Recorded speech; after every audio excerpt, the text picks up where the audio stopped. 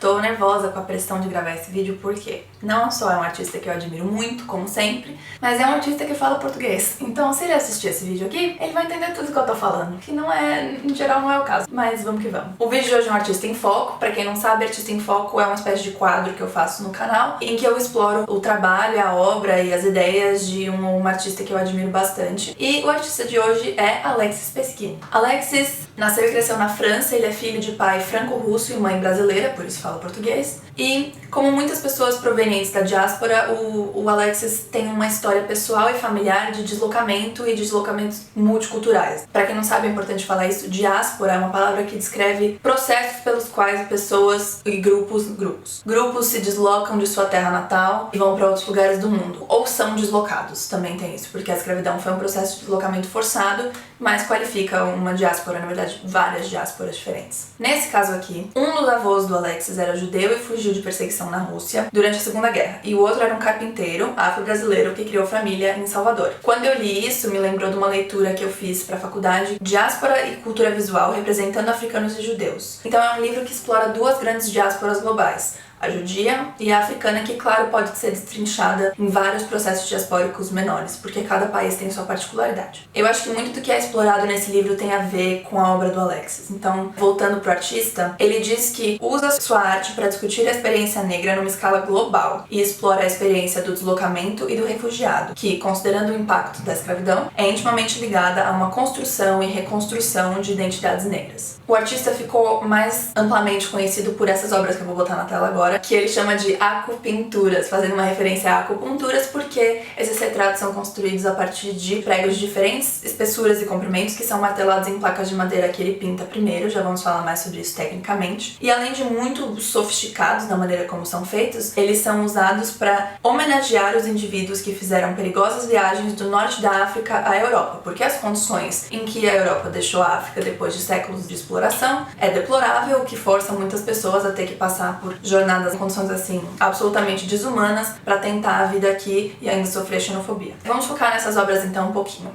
Em termos de técnica, eu tava lendo a descrição de uma galeria londrina que representa o Alexis, e eles dizem que cada prego é usado como se fosse uma pincelada, mas que ao mesmo tempo, porque diferentes pregos são martelados em diferentes profundidades, isso ajuda a criar também uma tridimensionalidade. É um processo bastante trabalhoso, eu vou botar algumas imagens de como isso é feito. Isso inclui desde manchar as placas de madeira com café para criar as silhuetas dos retratos, até cobrir a cabeça dos pregos com folhas de ouro e prata para acentuar o impacto da luz reluzindo. Semana passada teve uma feira de arte contemporânea africana aqui em Londres e eu fui e vi pela primeira vez ao vivo uma obra do Alexis, e eu posso dizer que esse impacto visual, é lindo demais. Não sei nem o que dizer, não consigo nem fazer floreios pra falar, é bonito demais de ver. Tem um vídeo que eu vou deixar linkado também, que ele mostra a parte de trás dessas placas de madeira, e aquilo ali já é outra obra de arte também, porque por mais que não faça o mesmo retrato, faz um relevo incrível e fica muito esteticamente interessante também. Além disso, é ali que dá pra ver o processo de perfuração mesmo, que tem algo de até violento, né? Isso é uma coisa sobre a qual o artista fala. Deixa eu ver se eu acho aqui a frase. Ele diz que o gesto é agressivo em algum nível porque é uma construção através de um gesto que tem algo de destrutivo.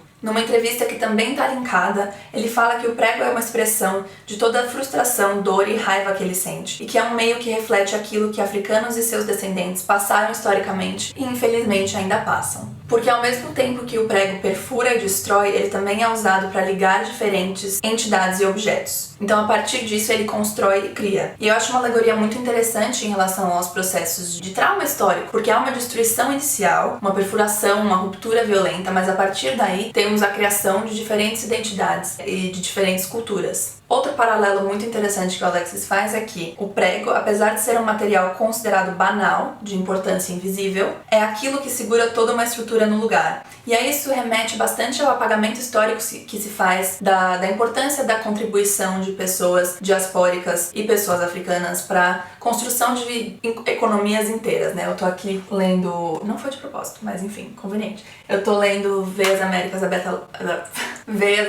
da América Latina, e o Galeno fala muito sobre isso, sobre como economias inteiras, tanto nas Américas quanto na Europa, foram construídas em cima de morte. Vou aproveitar para mencionar aqui outra leitura fantástica, um livro chamado Multiculturalismo Tropical, em que um pesquisador chamado Robert Stem diz o seguinte: eles, ele está se referindo às populações afro-brasileiras, realizaram as metas econômicas de empresários brancos, gerando capital excedente, que não apenas foi combustível do desenvolvimento interno brasileiro, mas que também indiretamente ajudou a financiar o capitalismo europeu. Eles foram os reais produtores da modernidade brasileira. Eu pretendo falar mais sobre esse livro em breve, mas eu acho que essa frase é muito importante pra gente entender como que não dá pra folclorizar a contribuição afro-brasileira, porque ela não é só folclore, ela não é só cultura, ainda que a contribuição cultural seja muito importante, ela é também a base da pirâmide econômica da economia do país. A pirâmide econômica da economia. Mas vocês entenderam o que eu quis dizer. Voltando para Alexis, quando ele usa esse material dessa forma, ele também está fazendo uma referência aos Minkisi Conde. Esse termo quer dizer figuras de poder e ele se refere a um tipo de escultura em madeira que é feito em toda a área da bacia do Congo. Esses objetos são carregados de uma força espiritual que eles podem conter ou liberar e são parte de uma série de rituais sociais. Um exemplo que eu tenho aqui é o seguinte: duas pessoas fazem um pacto e aí para selar esse pacto elas batem um prego num inquice como parte de um processo ritualístico. Se o pacto é quebrado, esse inquice é ativado e pode destruir os envolvidos. Negócio sério. De maneira geral, dá pra dizer que esses objetos são como que documentos de pactos sociais e votos que estão ali selados. Outra descrição muito bonita que eu vi diz que esses objetos são colaborações criativas entre escultores e especialistas em rituais. E eu diria que também são colaborações com as pessoas que estão usando o inquice, e aí envolve toda uma comunidade. Através dessas obras, o artista também fala sobre uma necessidade de retomar o controle da produção da própria imagem. Eu já falei bastante aqui no canal sobre a importância de pessoas de ascendência africana construindo os próprios retratos e construindo as próprias imagens. No vídeo da Zanelli Molho eu falo muito sobre isso, mas só pra retomar. Desde as primeiras imagens que são difundidas sobre o continente africano, elas são produzidas com um viés muito claro, um viés de dominação, um olhar hierárquico, classificatório, que pretende entender, dominar e fetichizar grupos de pessoas, e que não pensam em indivíduos, em as complexidades de cada indivíduo. Não são retratos realmente, são imagens criadas com um propósito de criar categorias e tipos. Quando um artista como Alexis faz retrato de pessoas negras trabalhando individualmente as particularidades de cada uma delas e não trabalhando com tipos e categorias raciais, ele está indo contra um condicionamento histórico que fez isso durante muito tempo para, teoricamente, ilustrar uma hierarquia que a gente hoje em dia sabe que é inventada,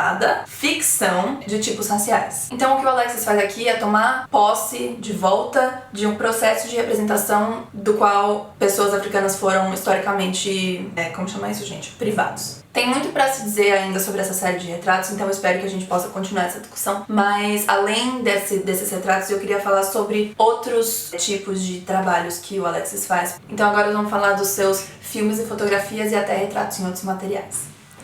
Mais uma vez, estamos tendo problemas com a luz, então assim, me perdoem, eu estou tentando o meu melhor. Alexis diz que normalmente quando ele faz um filme, ele faz também uma série de fotografias pra acompanhar. Esse é o caso de Aljana Moons, espero que eu esteja falando certo, que é um filme e uma série de fotografias produzidos em 2015, se eu não me engano. O link para esse vídeo está aqui embaixo, ele tem acho que 3 minutos, então pause agora e vá assistir e depois volte. Esse filme foi filmado no Senegal e alguns dos temas que ele aborda, segundo a descrição, são infância, a vida enquanto um homem adulto, ritos de passagem, tradição e masculinidade. O vídeo explora a passagem de meninos da infância para a vida adulta e como esse processo era ritualizado no Senegal. Por que eu digo era? Porque é uma passagem tradicionalmente ritualizada, mas que com a ruptura violenta promovida pela escravidão passa a ser entendida de outra maneira. Alexis explica que nesse vídeo ele fala da realidade de um grupo chamado Talib, eu acho que é assim que se pronuncia, que são crianças órfãs de famílias muito humildes que são levadas a líderes espirituais que as ensinam o Corão e cuidam delas. Só que muitas vezes essas crianças vivem em situações de exploração. Inclusive elas pedem dinheiro nessas latas de molho de tomate que o Alexis então usa para construir os figurinos. E ele fala de um paradoxo visual em que ele fala sobre fome e miséria usando essas latas de tomate e sacos de arroz, que são itens alimentícios, né? Nas fotos dá pra ver como ele cria fantasias que parecem roupas de astronauta e aí invoca também uma estética afrofuturista. Resumindo bastante, o afrofuturismo coloca a ideia de que é possível criar de uma maneira poética uma imaginação de algo para além da realidade. Falamos disso no meu último vídeo sobre Malice Bundy também. Então, com essas roupas altamente tecnológicas aqui, feitas de lixo, além do paradoxo visual, é um comentário sobre a distância entre o sonho e a realidade, né? Mas da maneira que eu interpretei, também é uma sugestão da criação de possibilidades através da criatividade. Agora vamos falar da última obra desse vídeo, que é a minha predileta. Em 2016, Alexis expôs na Bienal de Dakar, que é a maior bienal de arte contemporânea do continente africano, uma obra chamada The Raft of the Medusa, que dá para traduzir como A Jangada do Medusa. O Medusa era o nome de um navio que serviu interesses imperiais franceses na Indonésia e que em 1816 foi enviado ao Senegal. E aí o Medusa naufragou e nesse naufrágio as elites coloniais que estavam a bordo do navio embarcaram nos botes salva-vidas e se safaram e botaram os restos das 151 pessoas pra se lascar. Tipo aquela cena do Titanic, sabe? Que as pessoas estão presas no porão? Então, aflitivo igual. Tiveram que fazer uma espécie de jangada pra tentar se salvar, daí o título da obra. Depois de 13 dias, só 15 sobreviventes foram resgatados. E aí esse naufrágio ficou bastante famoso, não só porque foi uma tragédia, mas porque o pintor francês... Nossa, agora eu vou penar pra falar esse nome. Théodore Géricault. Eu acho que é assim que fala. Enfim, fez uma pintura chamada A Jangada do Medusa, The Raft of the Medusa, em 1819. Essa pintura é bastante famosa e bastante polêmica porque ela mostrou justamente no ambiente dos salões de arte, né, para as elites, de forma bastante nua e crua o quão horrível foi tudo que aconteceu e mostra a precariedade da situação de fome, miséria, desespero, enfim. Aí o Alexis viu essa pintura e decidiu que ele ia fazer uma releitura, só que explorando os paralelos entre esse naufrágio e a morte de 3.770 pessoas refugiadas que tentaram a travessia dos mares Mediterrâneo e Egeu. Então como é que foi essa adaptação dele em 2016? A instalação tem vários aspectos, eu juntei várias descrições aqui para tentar criar uma imagem para vocês e para mim também de como isso pode ter sido, então vamos lá. Vou começar pelas acopinturas que o Alexis fez nessa ocasião, nas metades de uma canoa que ele coloca em posição vertical. Essa canoa, especificamente, foi construída por um artesão em Sonbejum, mas vale mencionar que essas canoas recentemente têm sido convertidas para fazer a travessia justamente de pessoas refugiadas. Então, assim, é uma canoa mesmo, imagina você cruzar. Não dá, eu não consigo nem falar. Ele também constrói uma pintura numa charrete que ele coloca em outro ponto da instalação, que também é um objeto que fala sobre a precariedade da situação de vida e de trabalho, né, das pessoas que não imigram. Porque, né, muito se fala sobre a questão dos refugiados, banalizando essa experiência como se eles estivessem imigrando por acaso, mas não é por acaso, é porque a alternativa em geral é de muita miséria e muita exploração. Nessa instalação tem também outra canoa, essa quebrada e com estilhaços pelo chão ao redor, e no meio dela passa um vídeo que explora as repercussões de séculos de exploração, de novo ajudando a historicizar e humanizar a migração. Em uma das cenas, uma mulher negra caracterizada de maneira luxuosa e com uma coroa feita de miniaturas de Torre Eiffel douradas, senta-se em frente de uma imagem que mostra cenas violentas de plantações no Congo. Ela segura um bebê branco que ela amamenta, mas do seu peito sai ouro. Novamente, isso faz referência a como as riquezas da África, nesse caso até literalmente, nutriram a Europa e a fizeram crescer. Alexis conta que ele usa a Torre Eiffel para simbolizar o sonho das pessoas que migram para a França para tentar ter uma vida melhor. Então, ao mesmo tempo que a Torre Eiffel representa os sonhos dessas pessoas, o Alexis usa essas mini Torre Eiffel, nossa senhora, essas miniaturas de Torre Eiffel para construir uma coroa de espinhos, também fazendo referência então à crucificação e a uma espécie de sacrifício para alcançar esse sonho. Como o artista demonstra, as jornadas de barco, né, entre a França e o Senegal, seja no Medusa ou seja nas jangadas de hoje em dia, com 2 séculos de distância entre elas, são parte da mesma narrativa e estão atreladas historicamente a uma mesma lógica de exploração. Então, nomeando a obra dele com o mesmo título da do Géricault, o artista reforça esse paralelo entre um contexto e o outro. Mas ele diz também que focou no significado mitológico da Medusa. E aí eu vou entrar nesse assunto porque eu sou muito interessada. A Medusa é conhecida como uma grande vilã, né, de cabelos de cobra, que transformava seus admiradores em pedra e que foi derrotada pelo Perseu, que era um grande herói. Você que viu Percy Jackson na sessão da tarde, você sabe do que eu estou falando. Mas o que não se sabe comumente é que a Medusa, na verdade, era uma jovenzinha lindíssima, que era tipo sacerdotisa do templo de Atena, e que ela foi estuprada por Poseidon, e aí a Atena ficou possessa e resolveu puni-la. Sim, punir uma vítima de estupro por ter sido estuprada.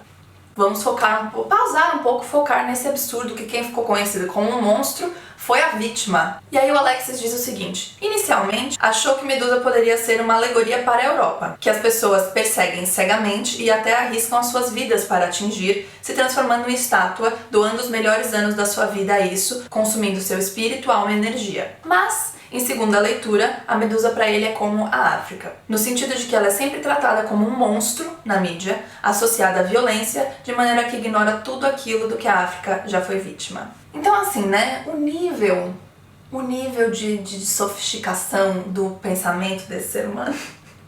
É muito brilhante fazer essa leitura, eu acho. Então eu não queria deixar de trazer essa obra, porque na hora que eu li isso eu fiquei tipo, preciso contar pra todo mundo.